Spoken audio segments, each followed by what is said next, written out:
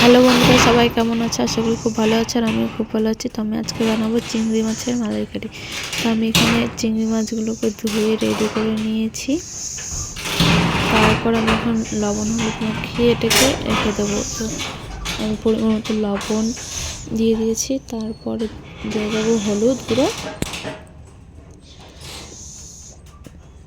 তারপরে মাছটাকে ভালো করে মেখে রেখে দেবো কিছুক্ষণের জন্য।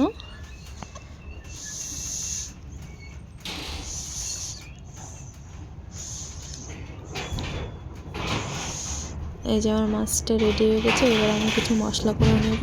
তো মশলা করতে লাগছে আমার হলো আদা কুচি, মানে পরিমাণ মতো আদা, তারপর কাঁচা লঙ্কা,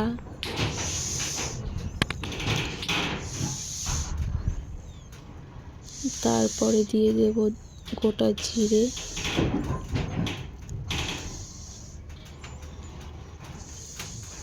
তারপরে দিয়ে দেবো পরিমাণ মতো সর্ষে,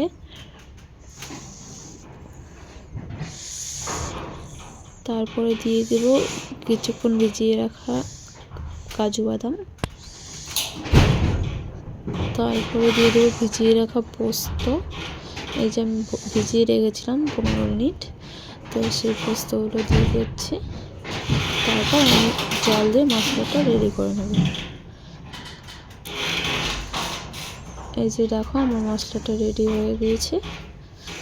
এবার আমি কিছু নারকেল কুড়িয়ে রেখেছি, সেই নারকেলটা দুধ বের করে নেব। তো সেটাই মিক্সিতে এখন পেস্ট করে নেব। এই যে নারকেলগুলো দিয়ে দিচ্ছি, এখন এগুলো আমি পেস্ট করব।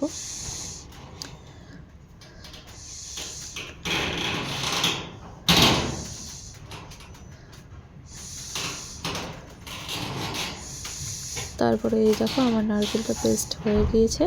এবার আমি এটা থেকে ছেঁকে দুধ বের করে নেব। তো এটা আমার ছাঁকা হয়ে গেছে। এই দেখো এখানে আমি দুধ বের করে নিয়েছি। তারপরে এবার আমি মাছটা ভেজে নেব। তাই গ্যাসটা অন করছি। গ্যাসটা অন করে এখন কড়াইটা বসিয়ে দেবো। কড়াইটা কিছুক্ষণ গরম হতে থাক। তারপর আমি কড়াইয়ে তেল দিয়ে নেব।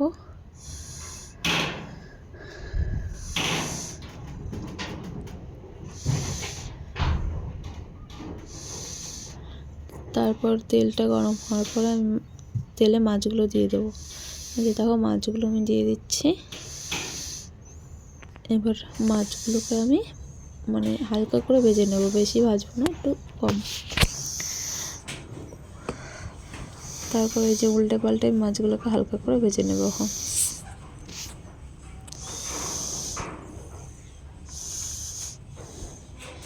এই যে এখন আমার মাছগুলো ভাজা হয়ে এসছে।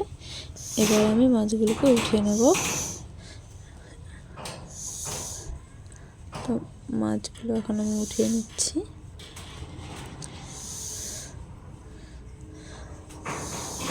এই যে দেখো এখানে আমার মাছ ভাজাগুলো রেডি হয়ে গিয়েছে। এবার আমি আবারও একটা কড়াই বসিয়ে দিচ্ছি। কড়াইটা গরম হতে হতে কড়াইটা গরম হয়ে গিয়েছে। এবার আমি তেল দিয়ে নেব।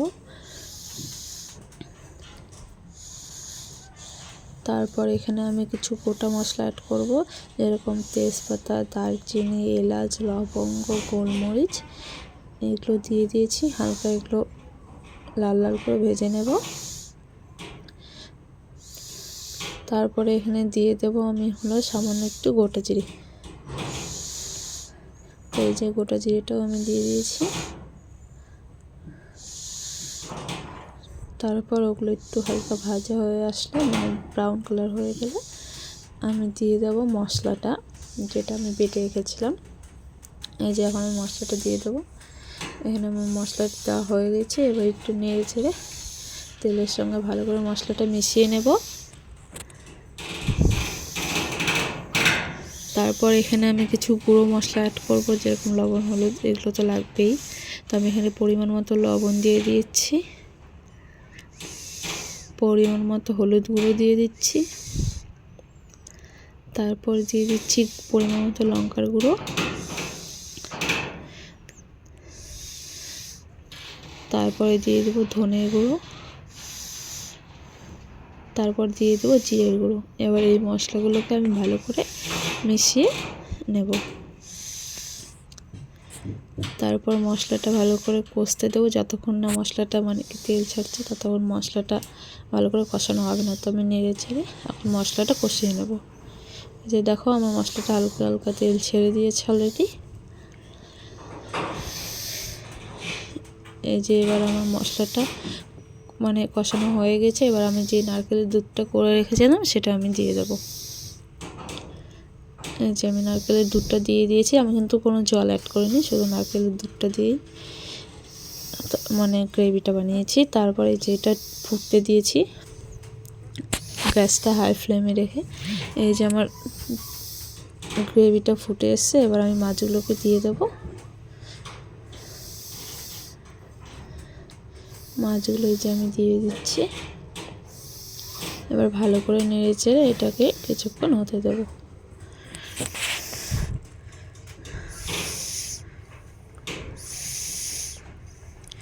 এই যে আমার মাছের গ্রেভিটা ফুটে এসছে।